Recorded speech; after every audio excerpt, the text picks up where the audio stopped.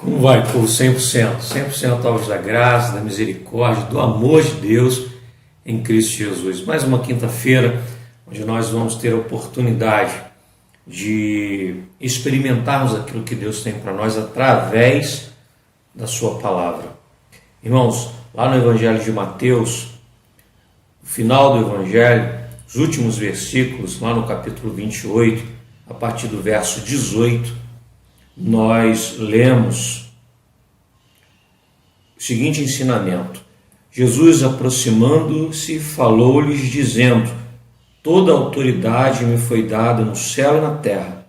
Ide, portanto, fazei discípulos de todas as nações, batizando-os em nome do Pai e do Filho e do Espírito Santo, e ensinando-os a guardar todas as coisas que vos tenho ordenado.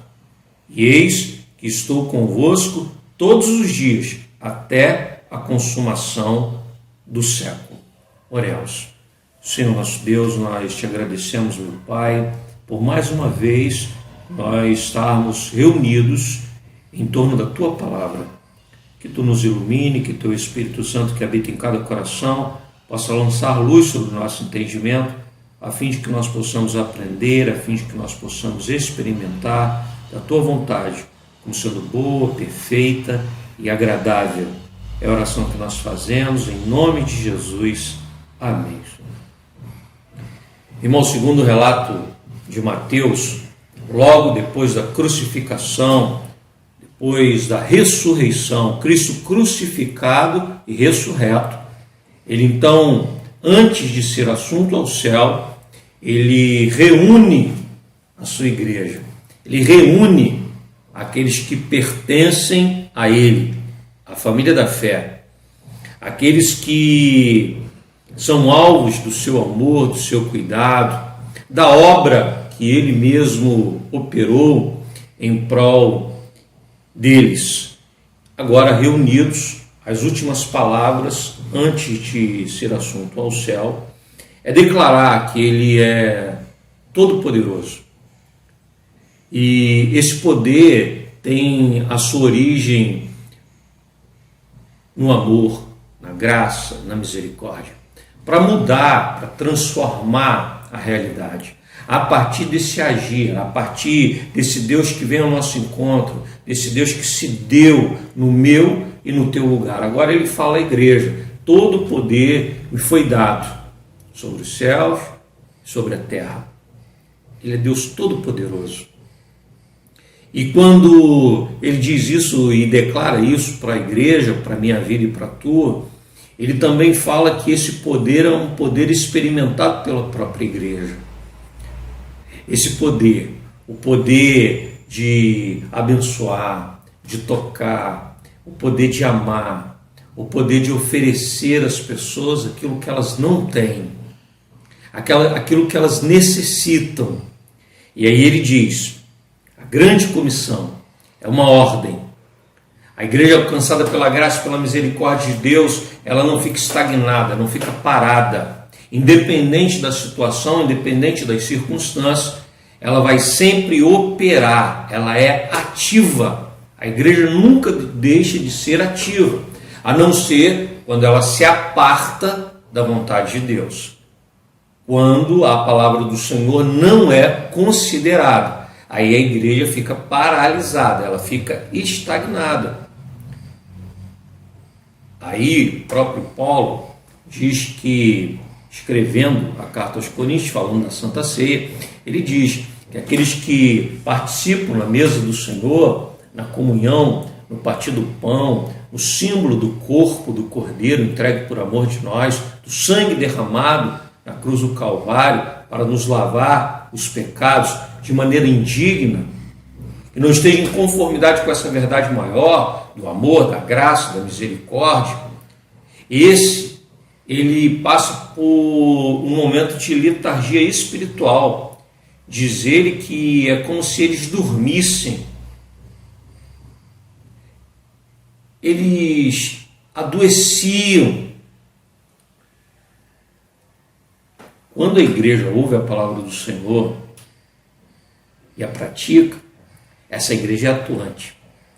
essa igreja ela está desperta para fazer, para operar, para realizar. Na grande comissão ele deixa uma ordem: nós precisamos fazer discípulos, nós precisamos evangelizar, nós precisamos pregar o evangelho da salvação. É isso que nós precisamos fazer, é isso que a igreja precisa fazer, e é isso que a igreja faz. Mas a gente não pode esquecer também que a igreja, ela, nessa grande comissão, ela também é aquela que deve, arrebanhando aqueles que recebem o evangelho da salvação, são alcançados pela graça dessa pregação maravilhosa acerca do Cristo crucificado e ressurreto. Também deve batizar em nome do Pai, do Filho e do Espírito Santo todos esses que foram alvos dessa graça e dessa misericórdia. Esses são selados, esses são marcados, esses agora fazem parte dessa família da fé, desses que estão vivendo em torno do Cristo, da sua mensagem, da sua obra. E mais, no versículo 20, isso não pode ser negligenciado.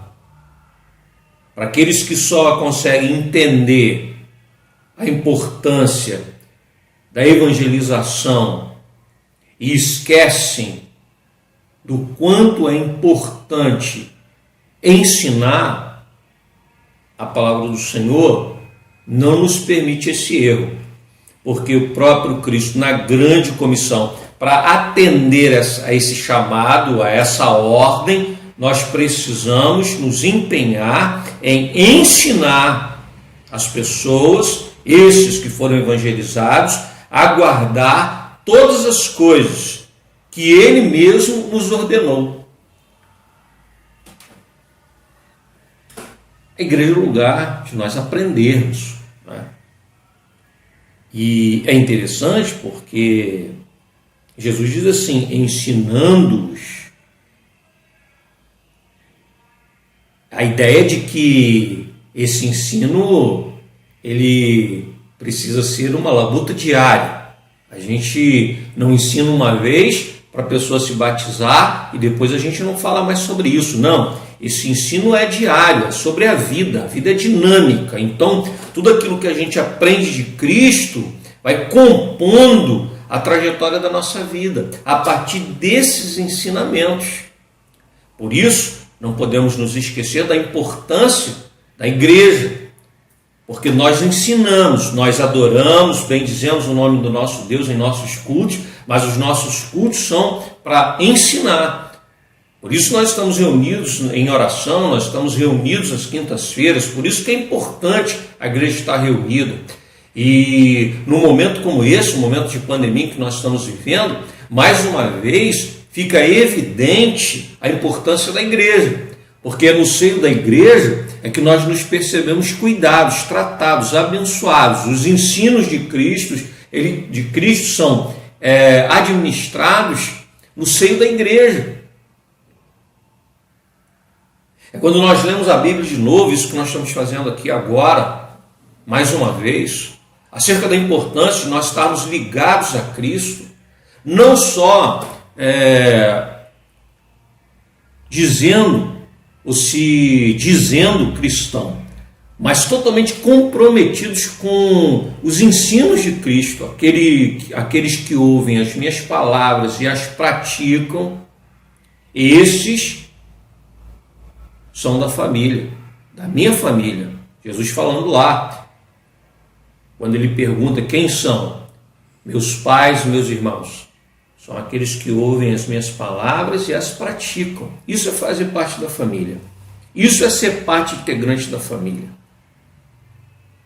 É isso que Paulo vai dizer, quando a nossa mente é mudada, transformada pela ação do Espírito Santo em Cristo Jesus, agora nós experimentamos a vontade de Deus como sendo boa, perfeita e agradável. Depois dessa mudança de mente, essa metanoia, agora nós não cogitamos mais a respeito daquilo que o mundo cogita. Não, agora nós cogitamos a respeito daquilo que Deus mesmo nos chama, nos ensina, planta em nosso coração, não só para pregarmos, mas para vivermos. Por isso a importância. A igreja é ativa, pregando o evangelho da salvação, selando e marcando aqueles que foram alvos, encontrados pela graça, pela misericórdia de Deus, regenerados, transformados, mudados, e também ensinando-os a guardar todas as coisas que Ele mesmo nos ordenou. Isso a gente faz enquanto igreja, mesmo a partir dessa união, a partir da igreja estabelecida. Esse ensino também se dá na nossa casa, quando nós dividimos com os nossos filhos aquilo que nós mesmos recebemos do Senhor. Nesse partir do pão maravilhoso, não é? E quando a gente pensa na multiplicação dos pães e dos peixes, quando aquele menino apresentaram aquilo que aquele menino tinha trazido, aquele rapaz tinha trazido de casa, aqueles poucos pães, aqueles poucos peixes, mas aquilo então nas mãos de Cristo se transforma num banquete para alimentar uma multidão inteira. É o que eu tenho, que você tem diante de Deus, mas a partir do toque de Cristo na minha vida e na tua, isso vai se transformar num banquete maravilhoso para as pessoas que estão à nossa volta. Um banquete que alimenta, um banquete que abençoa. Isso é a minha vida e a tua. E quando nós servimos as pessoas, e quando nós nos damos, e quando nós apresentamos aquilo que o Senhor mesmo operou na nossa vida, como alimento, como algo que edifica, que abençoa, que nutre. Assim como aconteceu no milagre, nós não ficamos esvaziados. Os cestos não ficaram esvaziados. Ainda tinha para dar, ainda tinha. Quando a multidão toda foi alimentada, ainda tinha pão, ainda tinha peixe. É isso que acontece na minha vida e na tua. Quando, Igreja de Cristo, nós somos participantes, co-herdeiros com Cristo no reino de Deus, ouvindo a sua voz, como igreja que é ativa, nós cumprimos a sua vontade. Agora, é interessante a gente observar que tudo isso só é possível por conta dessa nossa união com Ele. Aí ele termina dizendo, é uma promessa, e eis que estou convosco todos os dias, até a consumação do século. É por isso que nós podemos pregar. É por isso que a nossa mensagem é eficaz. É por isso que nós podemos ensinar, educar, nós podemos alimentar as pessoas que estão à nossa volta, a partir dessa nossa união com Ele. Ele está conosco todos os dias, independente das circunstâncias. Ele está conosco sempre, está conosco agora. Mesmo no momento de grande tribulação, de grandes dificuldades. Eu quero terminar o sermão hoje dizendo para vocês o seguinte, independente das circunstâncias, igreja não é para momentos fáceis. A igreja não é para momentos de conforto e tranquilidade. A igreja é a igreja de Cristo, e é a igreja de Cristo no mundo. E, portanto, é a igreja que labuta, a igreja que trabalha, a igreja que caminha, mesmo em meio a grandes dificuldades. Essa é a igreja de Cristo. Aqui, a igreja recebe uma comissão, iria enfrentar as maiores dificuldades.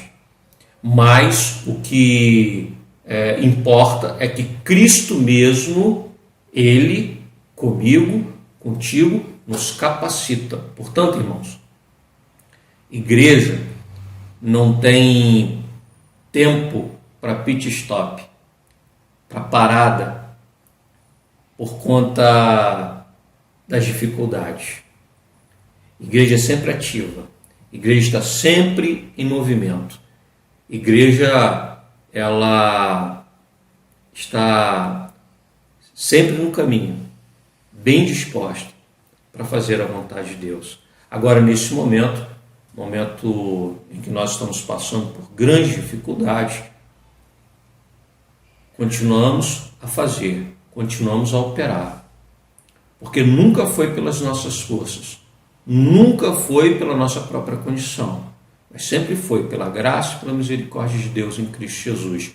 O Cristo crucificado, que levou sobre si as minhas dores e me deu a paz. O Cristo ressurreto, que então me capacita com todo o poder a viver uma vida segundo a sua vontade, segundo o teu querer.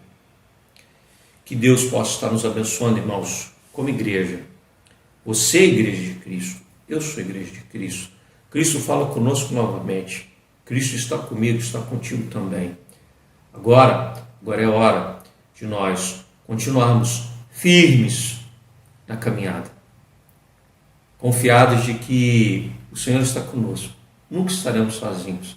E aí, a partir disso, vamos continuar pregando o Evangelho, vamos continuar abençoando as pessoas, ensinando-as, sendo exemplo, dividindo aquilo que nós temos e alimentando as pessoas que estão à nossa volta com coisas boas. Todas elas a partir do toque de Cristo, do operar de Deus em favor daqueles a quem Ele ama. Que Deus abençoe a todos, que Deus abençoe a tua vida, que nós possamos continuar orando, possamos continuar unidos, possamos continuar firmados, porque Deus, Ele tem nos abençoado e Jesus Cristo está conosco, nos capacitando para pregar, para viver, para dar o exemplo. Que Deus te abençoe. Quero te amar. Quero te amar. Quero amar sem distinção, em preconceitos, sem intrigas, em perfeita comunhão. E viver o amor, pois só Ele é capaz de esperar e compreender e cobrir imperfeições. Quero andar Lado a lado com você, lado a lado com você, e na angústia verdadeiramente ser o E viver o seu perdão. irmão. e viver o perdão que vem de Deus pra nos unir em um só corpo do Senhor, que me une a você e nos faz perceber que esse amor vem de Deus, que nos deu o dom de amar para compartilhar, que está pronto a ajudar, obedecendo a Deus, que nos ensinou amor. Você vai declarar junto com o seu irmão: quero andar lado a lado com você.